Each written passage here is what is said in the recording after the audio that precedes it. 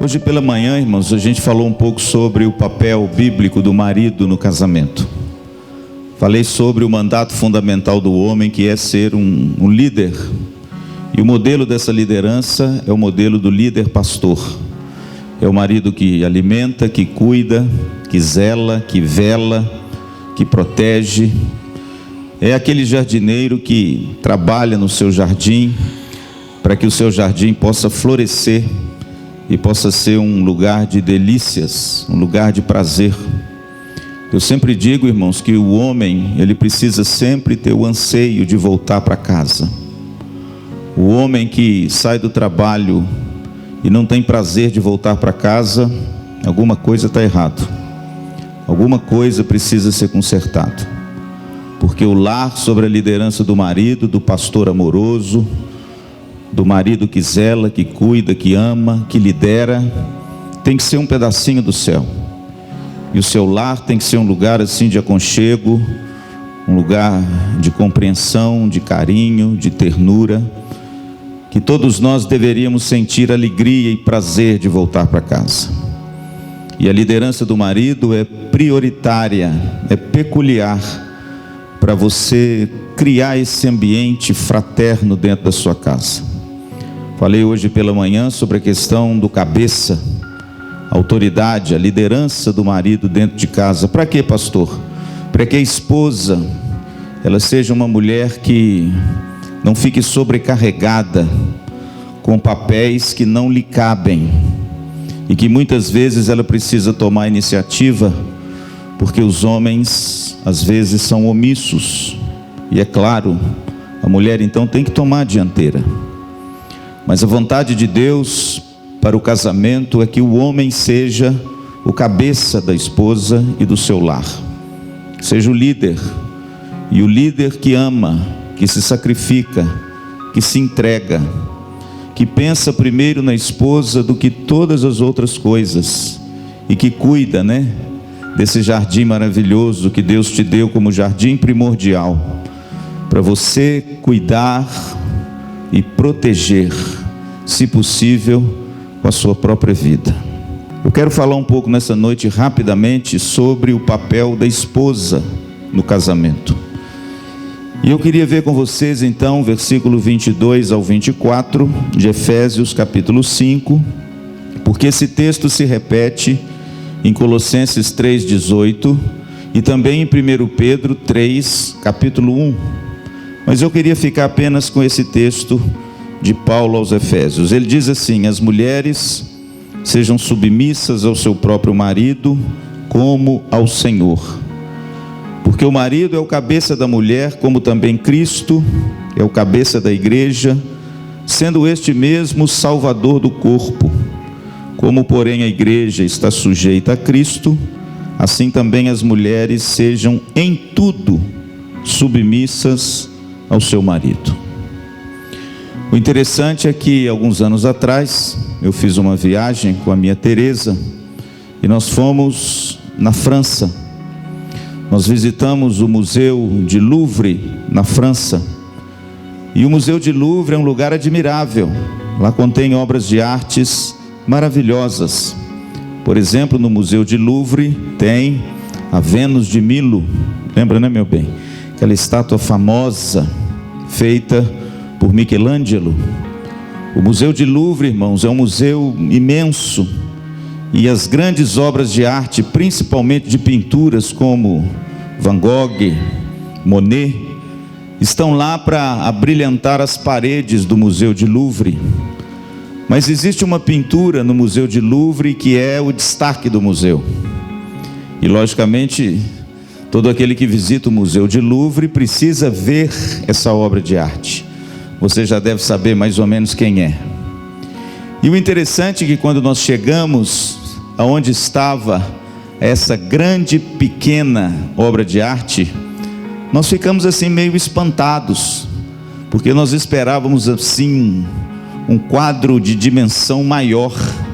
Mas quando nós chegamos lá, nós vimos um quadro pequeno e um monte de gente se acotovelando para querer ver esse quadro. Tirar foto desse quadro é proibido, porque eles acham que estraga a pintura original. Certamente você sabe de quem eu estou falando. Esse quadro se tornou um célebre quadro do grande pintor, matemático, arquiteto, filósofo, escultor Leonardo da Vinci. Esse quadro é a Mona Lisa. Pastor, o que encanta nesse quadro? E ele realmente, viu, queridas mulheres, ele é encantador. Quando você chega perto do quadro da Mona Lisa, você vê uma beleza naquela foto incomensurável, mas ao mesmo tempo que você vê aquela bela figura cheia de cores, você também vê uma imagem cheia de sombras. É um contraste muito bonito que Leonardo fez entre luzes e sombras, entre cores e sem cores, e que deixa aquela foto meio assim esfumaçada, numa técnica que ele mesmo foi o precursor. Mas o que chama a atenção também nessa foto, nesse retrato, nessa pintura, é que a beleza dessa mulher tem um sorriso no rosto, que é um sorriso muito enigmático. Você não sabe se o sorriso é de ironia, você não sabe se o sorriso é de encantamento, mas quando você olha para o quadro da Mona Lisa, você percebe duas coisas absolutamente inebriantes: a beleza e o mistério. E você fica lá olhando para aquele quadro, tentando decifrar que rosto é aquele, que sorriso é aquele, envolto numa beleza contagiante, mas também num mistério profundo. Assim é a mulher. Se você é casado com uma, você entende bem o que eu estou dizendo. Se você tem ao seu lado uma parceira, você vê que Da Vinci, eu acho que ele retratou de forma muito peculiar o que é o retrato de uma mulher: a beleza envolta no mistério. Esse é o retrato da mulher, essa flor esplendorosa que Deus deu ao homem, cheia de beleza, mas ao mesmo tempo cheia de mistério. Quem pode compreender o coração de uma mulher? O interessante é que quando a gente fala da beleza da mulher, aos olhos da Bíblia, a gente vê que a beleza da mulher, ela não se relaciona muito à sua estética. Pastor, isso significa que a estética da mulher não é importante? Não, não significa isso. Mas significa que aquilo que a sociedade hoje tanto valoriza e busca, às custas de tanto sacrifício, não é aquilo que a Bíblia tanto valoriza. Quando você olha para a Bíblia, você vai ver em 1 Pedro capítulo 3, que a beleza da mulher, a priori, ela não está em nada esteticamente exterior. O texto fala que não está no seu aparato de vestimenta, não está no seu cabelo frisado, não está nos seus colares, nos seus vestidos. Mas a beleza retratada na Bíblia de uma mulher tem a ver e se relaciona com a sua beleza dentro de casa. Se relaciona com seu papel primordial de esposa no seu jardim. E hoje, muitas vezes a sociedade tem celebrado uma beleza que é importante. Você, como um jardineiro, você quer que a sua esposa seja bela, que ela esteja limpa, nutrida, provida, cuidada, zelada, protegida por você. E quando você olha a sua esposa na sua beleza, você fica satisfeito. Mas quando a gente olha para a Bíblia, a gente vê que a beleza da mulher não se relaciona muito com aquilo que hoje a sociedade busca de todas as formas, que é a estética corporal. Não que isso seja de pouca importância, mas por favor, isso não é o mais importante. O mais importante da beleza da mulher está no cumprimento do seu papel como esposa dentro do seu lar. É nisso que reside a beleza da mulher aos olhos de Deus. A mulher bela é aquela que desempenha bem o seu papel aos olhos de Deus, aos olhos do seu marido e aos olhos da sua família. E quando a gente olha para esse texto do apóstolo Paulo, a gente vê, querido, que o papel dessa mulher é a submissão prazerosa ao seu marido. Se a priori o papel do homem é a liderança amorosa, o papel da mulher é a submissão prazerosa ao seu marido. Eu sei, tanto quanto você, que essa palavra submissão, ela entra no nosso ouvido moderno meio quadrada. Não é uma palavra que as mulheres ouvem de bom grado. Não é uma palavra que excita os nossos sentidos com coisas boas. Por quê? Porque desde a década de 80, essa palavra tem tido uma conotação negativa de capacho, de escrava, de alguém que se coloca debaixo do tacão de um tirano. Mas isso absolutamente não é o que significa biblicamente a palavra submissão. É por isso que rapidamente eu gostaria nessa noite de primeiramente ver com vocês o que submissão não significa. E depois eu concluo de forma breve com aquilo que realmente a submissão bíblica significa. Quando a gente olha para as Escrituras Sagradas, a gente vê em primeiro lugar que a submissão não significa inferioridade. A mulher não é inferior ao marido. Na cultura grega e na cultura hebraica e na cultura romana, a mulher era considerada inferior ao marido. O interessante é que o fariseu, Antônio, ele orava da seguinte forma: ó Deus, muito obrigado, porque eu não sou gentio, eu não sou preto e eu não sou mulher. Essa era a oração do fariseu. O fariseu orava para Deus, agradecendo a Deus por ele não ser essas três coisas. E ele agradecia a Deus por ele ser homem e por ele ser judeu. Por quê? Porque a mulher, desde a época de Jesus, era considerada inferior ao homem. E aí, queridos, eu preciso dizer isso, minhas queridas irmãs. Quando você ouve na mídia secular que o cristianismo é machista, isso é mais uma mentira do diabo. Quem diz isso são essas ideologias contrárias a Jesus Cristo e a palavra de Deus, que querem sistematicamente denegrir a figura do cristianismo, achincalhando o cristianismo com vários adjetivos que não são verdadeiros. Por quê? Porque se houve um homem que edificou e levantou e elevou a mulher à posição dela, esse homem foi Jesus de Nazaré.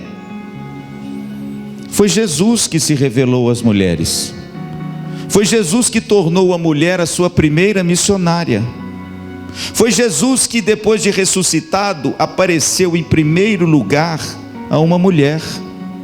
Foi Jesus, querido, que dignificou a figura dessa mulher e elevou essa mulher à sua condição de honra. Portanto, submissão não significa inferioridade. No livro de Gênesis, no capítulo 1, a Bíblia diz que fez o homem e a mulher, Deus os fez à sua imagem e semelhança. Portanto, a mulher de forma nenhuma, ela é inferior ao homem. E submissão não significa inferioridade. Mas em segundo lugar, submissão também não significa escravidão.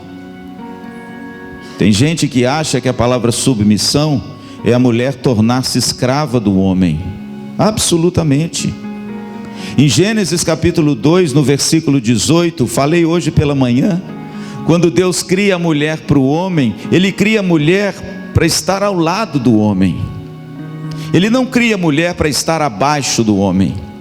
Ele não cria a mulher para ser escrava do homem. Ele cria a mulher para ser a mulher uma auxiliadora que lhe completa, que lhe complementa, e não alguém que o homem subjuga. Olha, querido, deixa eu dizer uma coisa: submissão não tem nada a ver com o homem subjugando a mulher. Não, a mulher não é para ser subjugada, a mulher é para ser liderada e amada. E essa submissão, ela não significa escravidão. Por quê? Porque ela foi criada para completar e para complementar aquele que não é perfeito sem ela. Por isso eu digo sempre aos jovens: busquem se casar, porque o casamento é o plano ideal de Deus para o homem. Por quê, pastor? Porque sem o casamento, eu vou dizer uma coisa: você é incompleto, falta alguma coisa. O homem só se completa quando ele acha a sua outra metade. E a Bíblia diz que a partir daí agora, os dois serão uma só carne. Portanto, meu amado, submissão não significa escravidão. As feministas gostam muito desse termo. Elas adoram dizer que o homem é um ser machista que escraviza as mulheres. É só olhar para Jesus e veja se Jesus escraviza a sua igreja. E veja se não é o contrário, ele se dando e se entregando para benefício da sua igreja. E em terceiro lugar, submissão também não significa autonomia masculina. Tem gente que acha que submissão é o homem bater na mesa e decidir, todo mundo tem que ficar calado. Não, querido, submissão não significa isso. Submissão não significa que o homem detém toda a autonomia da sua casa de fazer todas as decisões sem ouvir ninguém. Submissão não significa isso. Quando a gente olha para a Bíblia, e principalmente para a cultura hebraica, a gente vê que o homem em casa, ele só toma uma decisão depois de muito conversar. Com quem, pastor? Com a sua esposa, com seus filhos. Aliás, o homem oriental, cuja tradição é a tradição judaica, ele não toma uma decisão sem horas e horas, e às vezes dias de conversa, de opinião, de tomar assim ouvidos com a família, com os parentes, com os filhos, para depois tomar uma decisão. E submissão, querido, não significa que o homem agora é o todo-poderoso e a mulher tem que calar a boca e tem que de repente concordar com todas as decisões arbitrárias que você toma, sem muitas vezes nem compartilhar com a sua esposa. Aliás, deixa eu abrir um parênteses aqui. Isso é quando você é solteiro que você pode fazer isso. Quando você é solteiro, querido, você pode tomar a decisão que você quiser. Consulta a Deus e toma a decisão. Agora, por favor, depois que você casa, você não pode mais agir assim. Por quê? Porque vocês dois são uma só carne. E quando você trata da sua esposa e compartilha com a sua esposa, Paulo diz que você trata de si mesmo e traz felicidade para si mesmo. Por isso, meu amado, submissão não tem a ver com o homem bater na mesa e dizer assim: eu falei e pronto, está acabado. Isso não é nem o papel de homem, e isso não significa também submissão por parte da mulher. O interessante, irmãos, que esse termo ele ganhou uma conotação muito pejorativa também nos últimos tempos, com essa funesta e horrorosa ideologia de gênero, misturada com esse feminismo, que tem tentado solapar de todas as maneiras os fundamentos e os papéis bíblicos para o bom funcionamento da família. Por quê, pastor? Porque esse tipo de ideologia, ele vem de um socialismo marxista, que um dos pilares é a destruição da família tradicional. E esse nome tradicional também é um engodo muito grande, porque por trás desse nome família tradicional, o ideal deles é destruir a família bíblica, viu? Tradicional é apenas uma maquiagem. Pastor, o que essa ideologia está querendo? Destruir a palavra de Deus e destruir os fundamentos que o próprio Deus colocou para a edificação do casamento e da família. E tem muita gente entrando nessa furada. Portanto, minha querida, submissão não significa inferioridade. Pelo contrário, a mulher, ela foi criada com uma natureza igual à do homem, mas ela tem um papel e uma função distinta do homem dentro de casa. O homem lidera em amor, e ela se sujeita de forma voluntária e prazerosa, porque quem não quer ser liderada por alguém que a ama? Qualquer mulher quer. Submissão não significa também escravidão, não significa aquele homem que escraviza a mulher como o homem do Islã. Eu não sei como, irmãos, o Islã está crescendo tanto assim no Brasil e na Europa. Nós fomos, meu bem, num bairro lá em Paris, nós entramos no metrô. Quando nós saímos do metrô, nós saímos no bairro árabe, em Paris. E quando nós saímos da boca do metrô e nos deparamos nesse bairro árabe, eu achei que eu estava num país do Oriente Médio.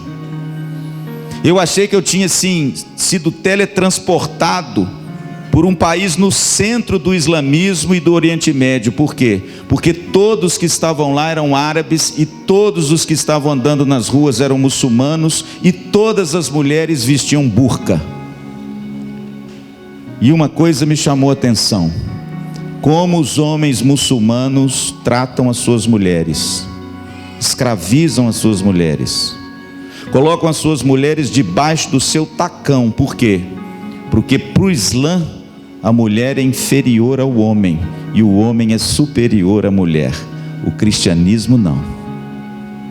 O cristianismo, querido, submissão não significa nem escravidão e nem inferioridade, e também não significa autonomia masculina. Aliás, eu acho que quando o homem e uma mulher se casam, a autonomia acaba.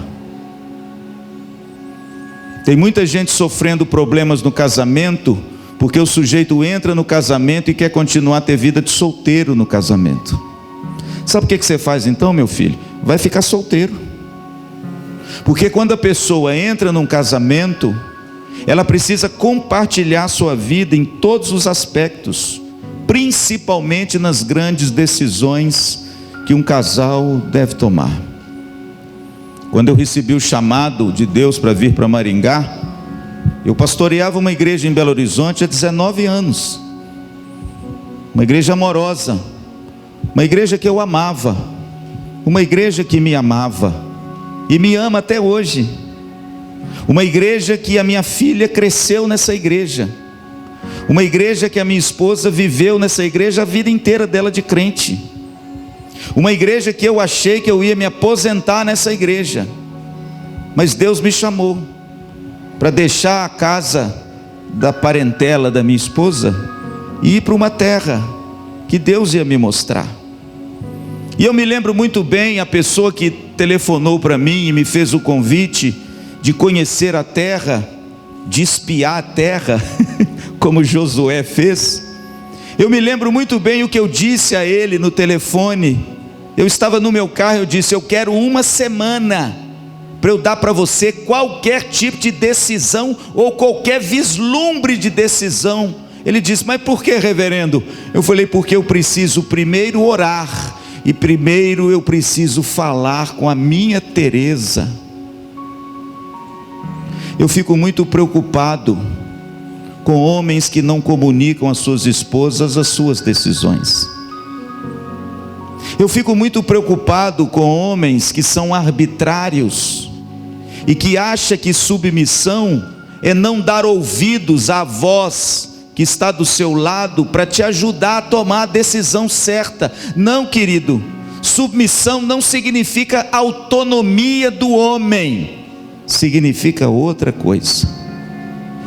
E graças a Deus que nós oramos, enfim, eis que estamos aqui. Mas pastor, a gente já entendeu um pouco sobre o que submissão não significa. Mas o que submissão significa aos olhos de Deus e aos olhos da palavra de Deus?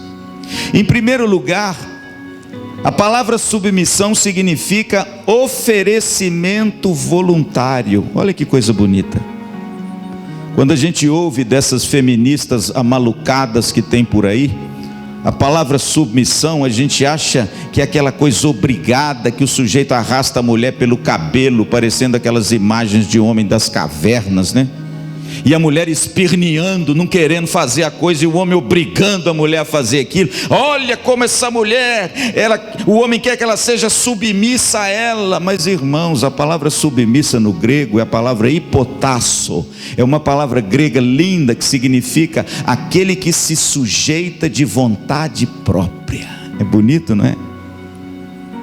Significa, querido, oferecimento voluntário. O reverendo Augusto Nicodemos tem uma pregação linda sobre submissão e hipotasso. Ele fala que submissão na mulher não é algo que o marido lhe impõe, mas é algo que a esposa lhe oferece de forma voluntária. Por quê? Porque ele a ama, a pastoreia e cuida dela. Qual ovelha não gostaria de ser submissa a um pastor desse? Portanto, querido, submissão significa oferecimento voluntário. Se você precisar cobrar da sua mulher submissão, não é a submissão bíblica que você está cobrando. Porque a submissão bíblica tem a ver com a submissão que a sua mulher tem a Jesus Cristo. É por isso que no versículo de número 22, veja bem comigo, diz o seguinte: as mulheres sejam submissas ao seu próprio marido como ao Senhor. Sabe o que significa isso? Assim como as mulheres são submissas ao Senhor Jesus Cristo, elas devem ser submissas aos seus maridos. Por quê? Porque assim como as mulheres se entregam voluntariamente ao supremo pastor das suas almas, elas também se entregam voluntariamente ao pastor terreno da sua casa. É uma bênção, não é? Portanto, querida, submissão não é obrigação, é voluntariedade, é espontaneidade. É ela que se oferece e se sujeita à autoridade do marido, porque ela sabe que essa autoridade foi delegada por Deus, e ela, fazendo isso, cumpre o papel de esposa para o bom funcionamento da sua casa. Amém? Em segundo lugar, a submissão significa um mandamento de Deus para a mulher e não uma opção. Se você olhar, por exemplo, no texto de Colossenses, capítulo 3, versículo 18, o apóstolo Paulo diz assim: mulheres, sede submissas aos vossos próprios maridos. A palavra sede não é uma opção, é um imperativo, como gosta de dizer o Hernandes. E o imperativo significa uma ordem, ou seja, a mulher não pode optar para ser ou não ser submissa. É um mandamento de Deus para a alegria sua e para o bom funcionamento da sua casa, porque o líder, o cabeça é o marido, e você tem essa missão de ajudar e de apoiar o seu marido para o bom andamento da sua casa. Não é opção. Também não é opção o papel do marido amar a esposa. Assim como a mulher não é opção ser submissa, o marido não tem opção de não amar a esposa. É um mandamento de Deus você amar e devotar à sua esposa o amor sacrificial. Mas em terceiro lugar, pastor, o que submissão é? Submissão também significa estar alinhada sobre a autoridade de alguém. E essa palavra alinhar é uma palavra muito bonita no termo grego hipotasso, que significa submissão, que funciona mais ou menos como o exemplo que eu vou te dar. Quando o pastor Luciano era mais jovem, e ele morava na cidade do interior de Ubá, onde eu nasci e cresci até os meus 15 anos, eu tinha um amigo que tinha uma Kombi. E certa feita nós fomos num sítio, numa estrada de terra nessa Kombi. 2 meninos desmiolados. Entramos numa curva na estrada de terra com essa Kombi. E quem já dirigiu Kombi sabe como é que é. Aquilo é uma geringonça. Quando nós entramos numa curva, e olha que nem fechada era, esse meu amigo que estava no volante de uma Kombi azul, que o pai dele tinha comprado novinha, sabe aquele azul clarinho, mas linda a Kombi, o pai empresta o filho e ele leva o amigo, e nós vamos para um sítio nessa Kombi. Quando nós entramos numa curva na estrada de terra, essa Kombi deu uma derrapada. E esse moço ficou apavorado, Antônio. Ele virou a direção da Kombi com a maior velocidade para querer alinhar a Kombi. Ela derrapou do outro lado, pior ainda. E ele ficou tão apavorado que ele começou a julgar a Kombi. Veja que a direção da Kombi é do tamanho do mundo. A Kombi começou a rabiar e dar assim de lado até que a Kombi capotou. E a velocidade dessa Kombi era tão grande que ela capotou 1, 2, 3, 4. E nós dois sem cinto de segurança dentro da Kombi. Em outras palavras, a Kombi deu 4 capotadas e parou em pé, sob os pneus. 4 capotadas e puff. Quando a Kombi parou, eu fui procurar o meu amigo dentro da Kombi. E eu fiquei apavorado, porque quando eu olhei do lado, não tinha ninguém do meu lado. E eu também estava daquele jeito que você imagina. A única coisa que eu me lembro é que na hora que voltou a consciência, porque eu não sei se você já sofreu um acidente de carro, se você sofreu, é desse jeito que acontece. Na hora do acidente você parece que, não é? Deus parece que dá um negócio assim que você não enxerga nada, não vê nada, não sente nada. Mas quando você para, parece que a adrenalina está a 1000. Aí sabe o que eu comecei a fazer? Eu comecei a me apalpar para saber se eu estava ali, se eu não tinha quebrado, se perna não tinha ido para um lado, cabeça para o outro. E de repente eu senti uma dor terrível na minha clavícula. E eu gritei: Marcelo, Marcelo, cadê você? E de repente eu ouço uma voz sepulcral vindo lá de trás da Kombi: estou aqui.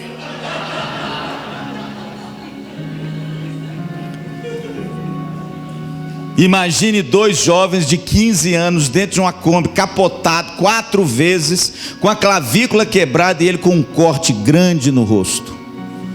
E ele nervoso virou para mim e falou assim: eu vou ligar a Kombi para a gente ir embora na Kombi. Eu falei: não liga essa Kombi não, vamos esperar um pouco, vamos respirar, não toca essa Kombi, porque essa Kombi está toda torta. Ele falou, aí nós saímos do carro, eu me lembro direitinho, nós saímos do carro, olhamos para a Kombi toda amassada, meio esquisita, a roda meio envergada. Ele falou: não, mas eu acho que vai dar. Aí nós respiramos fundo, eu falei: não, então tudo bem, liga a Kombi. Olha o perigo, gente. Kombi é igual bomba atômica. Se vaza gasolina, o negócio vai para o espaço. Ele ligou a Kombi, irmãos, e olha, pasme, Marisa, pegou a Kombi. Mas quando a Kombi pegou e ele engatou a marcha da Kombi, hoje eu solto risada, mas naquele dia, irmãos, foi tétrico, foi terrível. Você já viu caranguejo andando de lado? Você já viu cachorro de roça? Você conhece cachorro de roça? Cachorro de roça, ele não anda no linho, né? Ele anda meio de lado.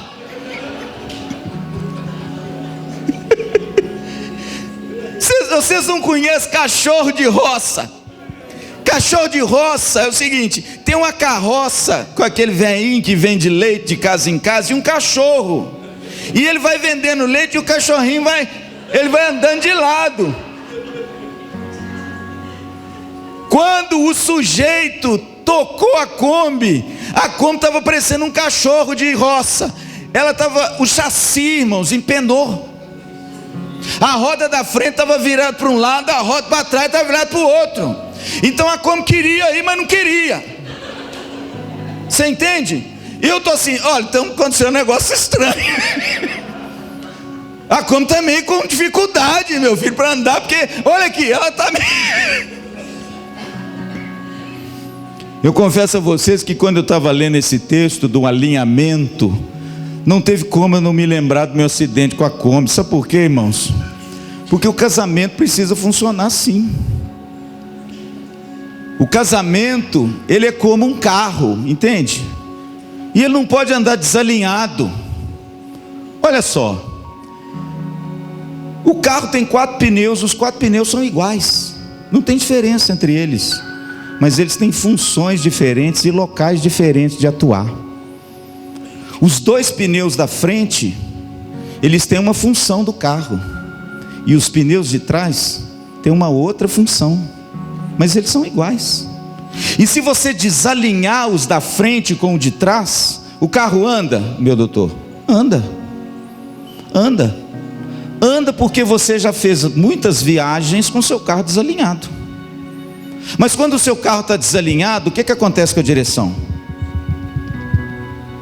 Quando você chega numa velocidade, ele começa a fazer o quê? A tremer. Por quê?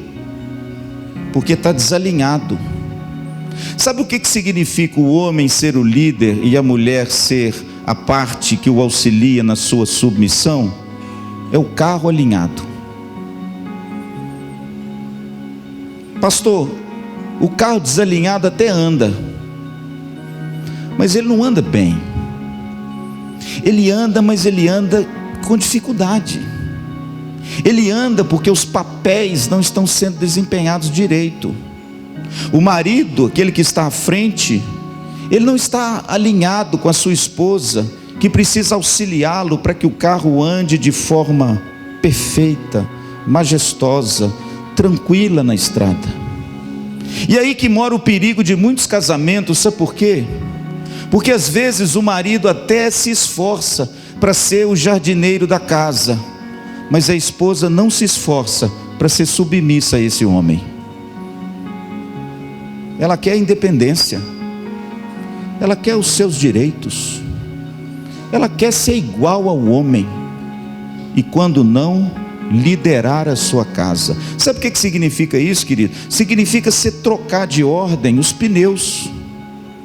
E aí de repente você notar que o seu carro está andando muito ruim. Por quê? Porque os pneus da frente têm uma função diferente dos pneus de trás, mas os 4 pneus são sumamente importantes no bom andamento da família. Não troque-os de lugar. Entenda que o papel dado por Deus para a alegria do seu casamento e felicidade dos seus filhos é que você seja aquele pneu que dá estabilidade ao carro. Aquele pneu que quando passa num buraco, ele aguenta o tranco. Por quê? Porque é o pneu de trás que faz isso. É aquele pneu que quando o pneu da frente vira para um lado, ele segura direitinho e o carro vira numa curva perfeito. Por quê? Porque ele está alinhado. Sabe o que significa a palavra hipotasso? Significa também estar sujeita e alinhado a uma direção maior. Portanto, querido, submissão significa não que você é inferior, que é pior. Submissão significa que você tem um papel dentro do casamento diferente do seu marido. Por favor, querida, não troque de papéis, não omita o seu papel, porque você fazendo isso também vai sobrecarregar o seu marido. O apoio, a ajuda, a bênção que ele precisa ter de alguém ao lado dele para amparar esse homem. Se ele não tiver você, ele vai contar com quem?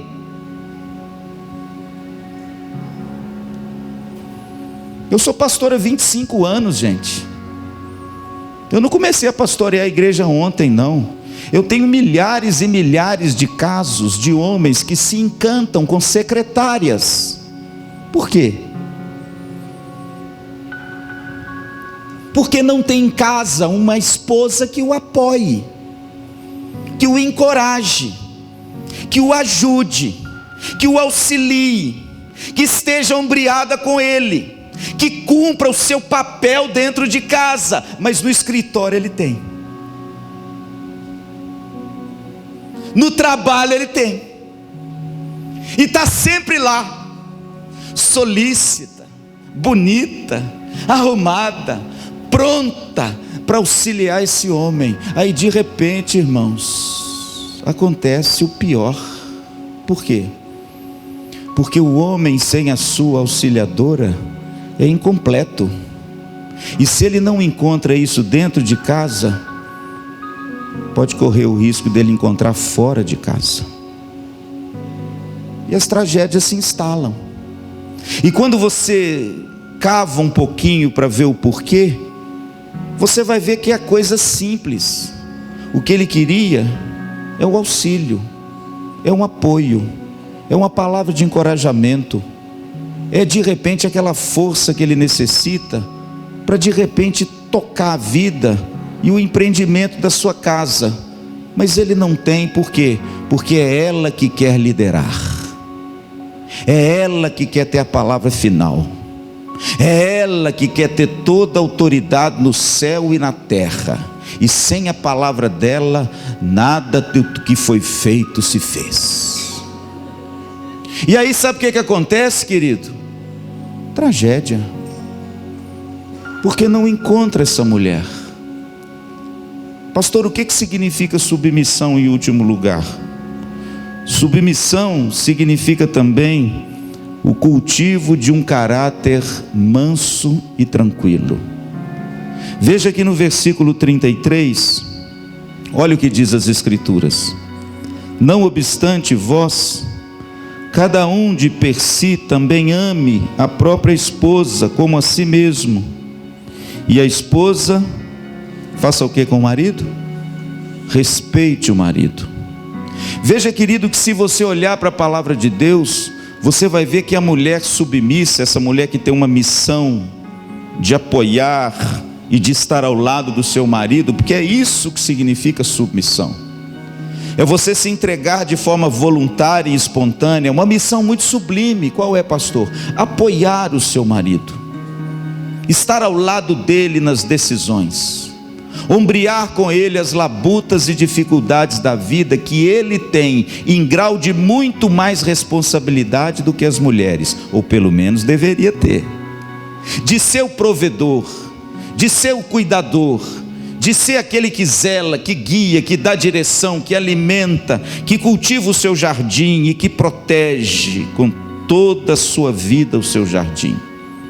E a mulher então agora, ela está debaixo dessa autoridade amorosa, e ela de boa vontade se entrega ao seu marido, entendendo que a liderança desse homem é dada por Deus, e ela vai auxiliá-la até o fim. Então ela cultiva, como diz 1 Pedro capítulo 3, um espírito manso e tranquilo, que é de grande valor diante de Deus.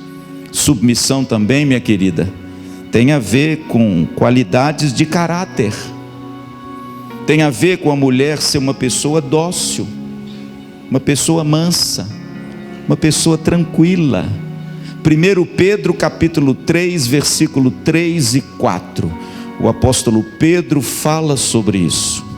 Ela vai ganhar o seu marido, ela vai conquistar o seu marido, não é pela sua beleza externa, mas por ela cultivar um espírito manso e tranquilo, que é de grande valor diante de Deus. Irmãos, eu vou dizer uma coisa para você: eu sou homem, graças a Deus. Graças a Deus, querido, que a masculinidade bíblica passa pelo seu papel dentro de casa. Pastor, quem é o homem aos olhos de Deus? É o homem que cumpre o seu papel como marido. Esse é um homem de verdade. Mas, querido, deixa eu te dizer uma coisa: o homem de verdade, ele precisa ter ao seu lado uma esposa dócil, com coração manso, tranquilo. Você pode ver que ao longo de todas as escrituras, e principalmente no livro de Provérbios, o escritor nos alerta contra a mulher rixosa, a mulher irascível, aquela mulher que vive irada, aquela mulher que vive cheia de contendas. Provérbios capítulo 21 chega a dizer que é melhor viver no canto do eirado do que na mesma casa de uma mulher rixosa. Por quê? Porque uma coisa muito simples, irmãos. Deus deu a mulher para o homem para que ela tenha um espírito dócil, manso, tranquilo. Pastor, mas eu sou filho de italiano. Pastor, mas minha família é russa. Pastor, mas lá na minha casa todo mundo tem personalidade forte. E eu assim, quando eu assusto, eu já agredi o meu marido com palavras chulas e palavras vis. Quando eu assusto, eu já estou gritando com ele. Quando eu assusto, qualquer coisinha eu já levanto uma celeuma e um problema dentro de casa. Pastor, é porque eu tenho essa personalidade italiana, né? Não é não, querido, é porque você é carnal. É porque você ainda não teve um encontro com Cristo. É porque você precisa se submeter ao Espírito Santo de Deus, e Ele precisa trabalhar em você, para que você deixe de ser uma mulher contendenciosa, que gosta de uma briguinha, de uma confusão, de um conflito, e de repente só vê defeito no seu marido, e não tem um elogio dos seus lábios para esse homem. Você sabe o que esse homem fica com você? Desanimado. Eu já li há muitos anos atrás um livro do Dr. Gary Chapman, que eu acho que muitos casais já leram. É um best-seller, não sei nem se o meu querido Luca tem. As 5 linguagens do amor. Quem já leu esse livro? Muita gente. É bom, não é? O grande desafio desse livro é você encontrar qual é a sua linguagem de amor. Agora, o mais importante é que o próprio Dr. Gary Chapman já fez esse tipo de pesquisa. E sabe qual foi o resultado dessa pesquisa, Silvestre? Para os homens, 85% dos homens que o Dr. Gary Chapman fez uma pesquisa entre as 5 linguagens de amor, 85% dos homens disseram que a principal linguagem de amor desses homens é a palavra de afirmação. Por quê? Está na Bíblia. Porque se ele é o líder, e se ele recebeu de Deus a incumbência de liderar a família, ele precisa de alguém que o incentive.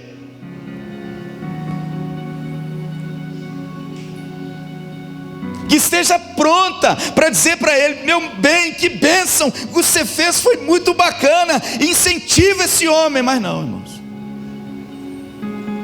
o sujeito pode fazer das tripas o coração, mas ele não recebe uma palavra de afirmação da esposa. Mas quando ele faz uma coisinha errada,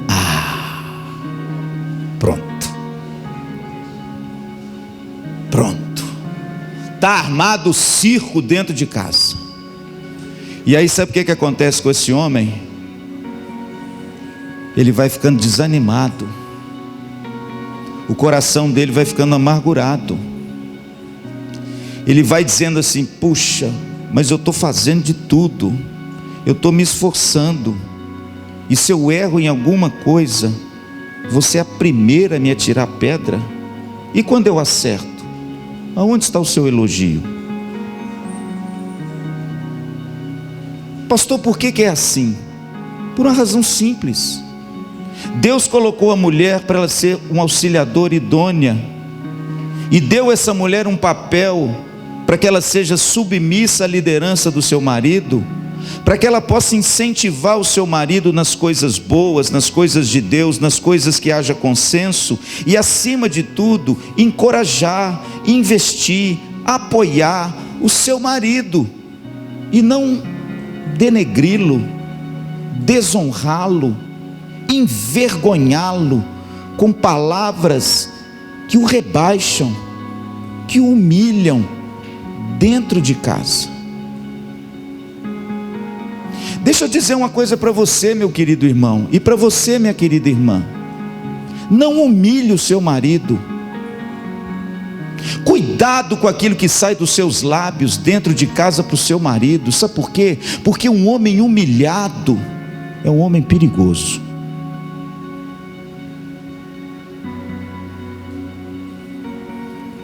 Pastor, o que submissão significa? um papel sobremodo excelente, dado por Deus à mulher, para que ela seja grande adjutora idônea, que complemente o seu marido, e que vivam num lar que é um cantinho do céu, onde Cristo seja glorificado dentro de casa, e onde os seus filhos cresçam num ambiente saudável, vivendo num momento e num ambiente onde os pais se amam, se respeitam, mas ele sabe que tem alguém naquela casa que dá a eles segurança, e essa é a figura do homem. Esse é o homem de verdade. Eu confesso a vocês que quando eu estive em Louvre, e eu termino, nós andamos por aquele museu, eu fiquei exausto de tanto andar. A minha esposa Teresa, arquiteta, artista plástica, ela ama ver quadros. Eu confesso que minhas pernas estavam doces. Eu queria um banquinho para eu sentar. Eu não queria ver Mona Lisa nenhuma mais na minha vida. E de repente, eu andando pelos corredores, eu ouvia uma plaquinha escrita assim: sorti, sorti. E eu olhei para Teresa e falei: Teresa, que raio de palavra é essa? Que todo lugar que a gente vai tem assim: sorti, sorti. Ela falava: não, meu bem, sorti significa saída. Eu falei: opa, é para lá que eu vou. Mas eu confesso a vocês que eu saí do Museu de Louvre cansado de tanto andar, mas eu saí de lá maravilhado. Sabe por quê? Porque nós podemos ver bem de pertinho um quadro que retrata a beleza e o mistério da mulher. Como a mulher é esse ser belo e ao mesmo tempo misterioso, que Deus colocou ao nosso lado, não para ser uma opositora, mas para ser uma ajudadora, que complementa esse homem para a alegria do lar e dos seus filhos. Amém?